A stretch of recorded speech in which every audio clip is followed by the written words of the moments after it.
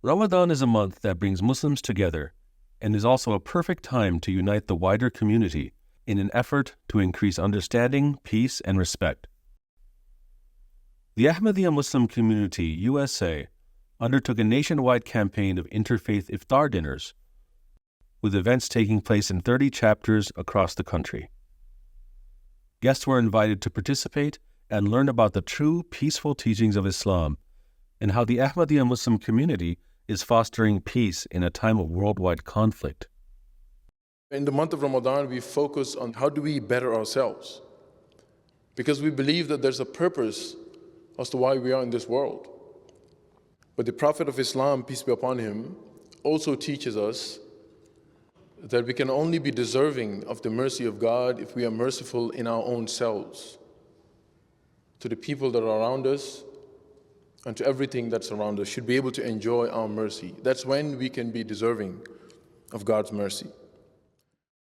By the grace of Allah, the events were very well attended and featured more than 100 prominent public officials, including members of the U.S. Senate and House of Representatives, foreign ambassadors, judges, and members of law enforcement from federal, state, county, and city offices. Senator Chris Van Hollen of Maryland attended the Iftar event organized by the Ahmadiyya Muslim community in Baltimore. Well, it's important that all of us call for peace and stability in the world. And so this is a moment where people need to come together and recognize our common humanity, which is why I've called for a ceasefire and a return of the hostages.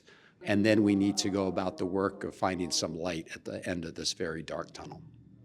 Well, it's a powerful evening, having a chance to spend it here with folks. And, there are people from all backgrounds. We had, Muslim, Jewish, Christian, and, from all denominations. And I was really, impressed with sort of the sensitivity of it. And, the message about peace, I think, couldn't be more timely. One of the aims of the campaign was to echo the words of Hazrat Khalifatul Masih V, may Allah be his helper, in light of the ongoing conflict in Gaza. Extracts from Huzur's recent sermons and public addresses were shown to guests so they could directly benefit from His Holiness's guidance in this perilous time. Ultimately, critical decisions are made by a few privileged nations in whose hands rests the veto power. Instead of faithfully serving the cause of peace and justice, they wield their veto like a trump card wherever their narrow interests are threatened, irrespective of whether their decision shatters the peace and prosperity of other nations and leads to the death and destruction of scores of innocent people. I think he has a very clear message and a very clear voice that I think more people need to hear. I think there are a lot of misconceptions about, particularly the Muslim community in this country, and I think his voice was a clarion call that I think many would find striking, and I hope that he gets heard more. As His Holiness Mirza Ghulam Ahmad said, the principle to which we adhere is that which we have kindness at heart for the whole of mankind. In times of crisis, many are far too quick to abandon these values of care, compassion, and empathy. And this is why we need more voices for peace and more voices for goodness, especially as our country grapples with its role in conflicts around the world. During our Iftar gatherings, we must remember those who do not have a feast before them. We must remember those who are hungry around the world, from Gaza to Ukraine, and quite frankly, we need to remember those who are hungry right here in our own community. And we must commit to standing up for human rights, not just halfway around the world, but halfway down the block as well. So as we partake of our Iftar break fast, think about people who don't have the privilege of breaking fast, and keep them in your heart and do something meaningful to alleviate their suffering.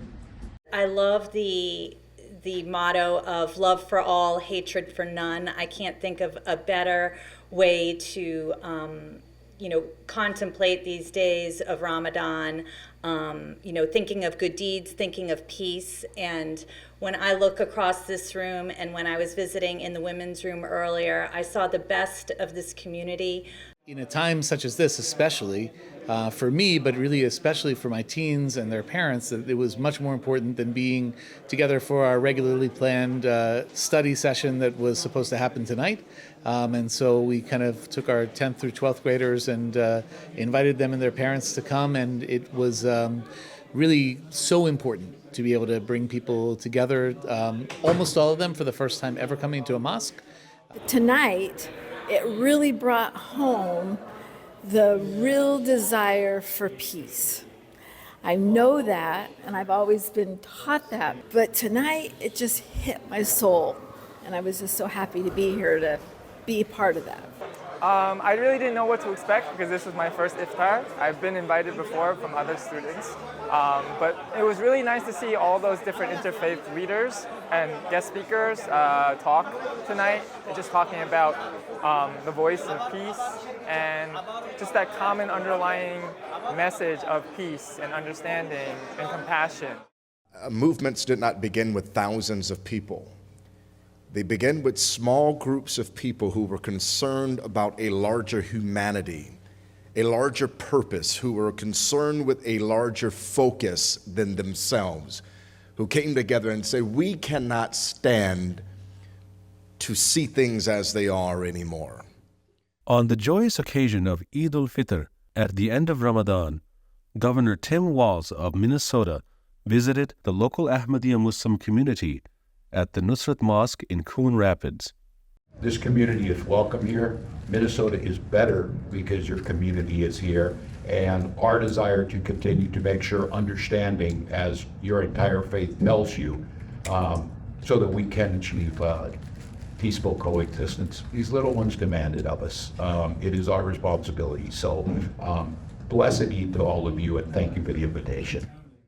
By the grace of Allah, our mosques across America became shining beacons of peace, providing hope in our communities for a peaceful future. This is Abid Khan, reporting for MTA International, USA Studios.